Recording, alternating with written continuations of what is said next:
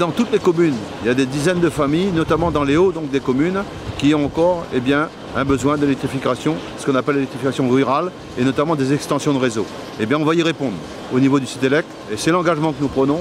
Donc dans notre mandat, toutes ces familles auront également la possibilité de se brancher, et nous allons mettre le paquet pour qu'effectivement ces familles puissent avoir leur électricité.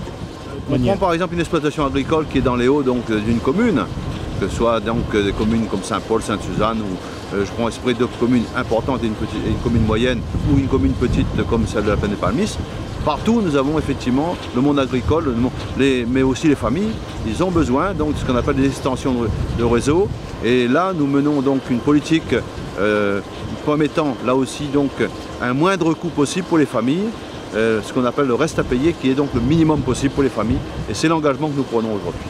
Quand on dit à La Réunion, c'est aujourd'hui 42% de la population vit en dessous du seuil de pauvreté. Ça veut dire ce que ça veut dire. Ça veut dire qu'il y a des familles qui ont des difficultés pour joindre les deux bouts. Forcément, quand ils arrivent, effectivement, que les factures d'EDF ou d'autres factures d'ailleurs qui arrivent, ils ont effectivement du mal à régler leurs factures.